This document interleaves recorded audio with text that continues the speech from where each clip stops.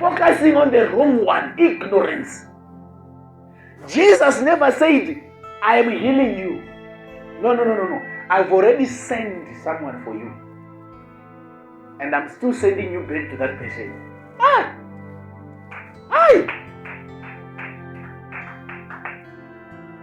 Some of you think if you are going to meet Jesus, you're going to be free. You're going to be worse. Give me verse 6 for you to see what I'm saying. Some of you you're going to be worse than what you're going through now. Jesus will make you worse than before you went to him. Yeah, telling you. Right. Having said this, he spit on the ground and made some mud with the saliva and put into the man's eyes.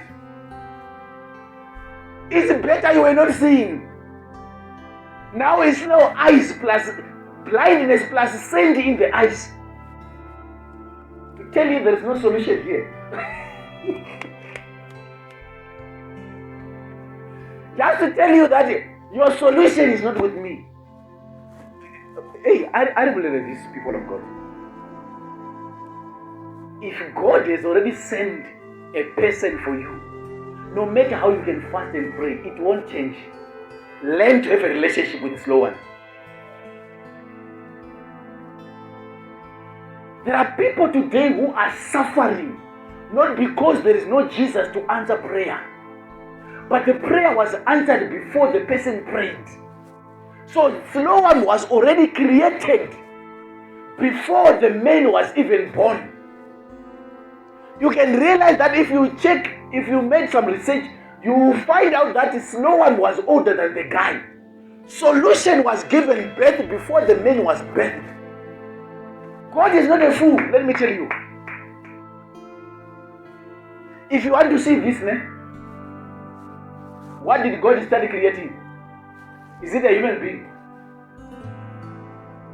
He started creating mountains, tourism. He went on to create water for you to bath, but the one who should bath is not even there. He went on to create animals for food so that you may have beef. Forest, Papa. But the one who should eat the forest is not even there. When he was done creating animals, that's when he said, now let us create the one who needs what we have created. Your solution was created way before you were suffering. But ignorance is dangerous. You live among your helpers. You can even fight them. You can insult them. You can say whatever you want to say. Yet you do not know. These are the people that are sent for me in life. Jesus didn't dig slower when the man was now blind. Slower was created way before the man was suffering. Your job is to discover slower. It is not Jesus who should discover for you. Verse 7, give it to us. Go! He told him. Not he pointed it for him. Go! He was told to go to Sloan. But you are telling a blind man who doesn't see.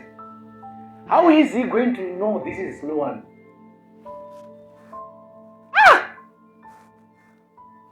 You cannot send a blind man to go and identify something that is physical. How is he going to identify it? Brothers and sisters, God does. I always tell you this, and this is my motto. God does not work with emotions. He works with principles.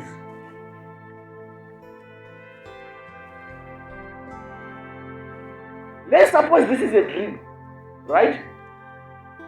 He told him, go to Sloan. When you wake up, You don't know where Siloam is. That is not an issue with Jesus. That is to do with yourself, not Jesus.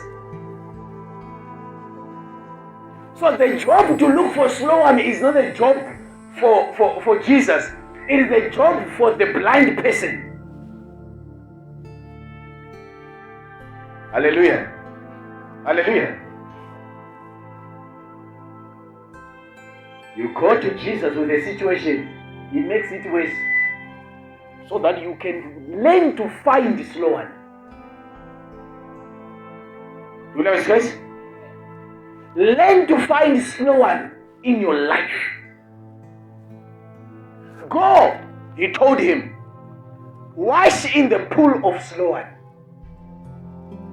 For this word means send. So, Jesus, now see this. The men went to Jesus expecting healing from Jesus, right? And after he went to Jesus, there was no healing for him. Jesus had to tell him, go look for a personality that I've already made for you. That is called Siloam. And I told you, and I said, he is telling a blind man to go and identify something that needs eyes. God is not our brother. Jesus isn't that emotional as we are. If it was a pastor who told a blind man to go and look for Siloam, hey, it was going to be news all over. Can you see? He's heartless. Don't you see it? He's heartless. Imagine a person is blind and they're telling him to go and look for Siloam. How can he see Siloam? That one is for you. You have an assignment to discover Siloam. Even if you pray how much you are in the mountains, you pray. When you finish, you have the skills to identify Siloam. If you don't have those skills, God has already wanted you healed. God has already wanted you delivered. But it is your issue to look for the one who can you deliverance.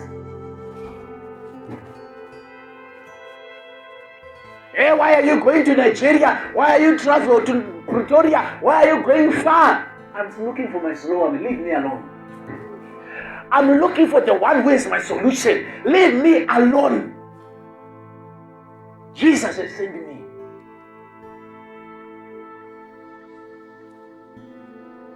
Hallelujah.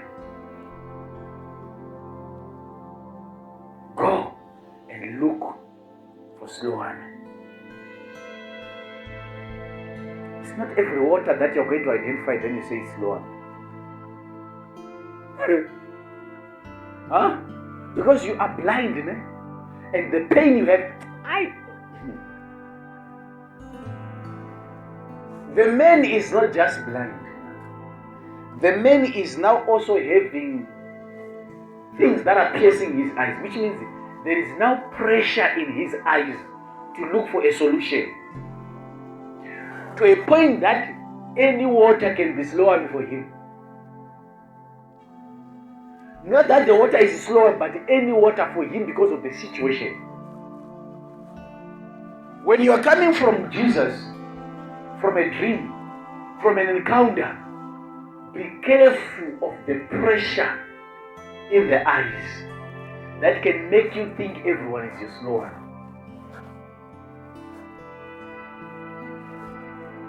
Because now there is sand in the eyes. That sand is piercing the guy, which means it's gonna make him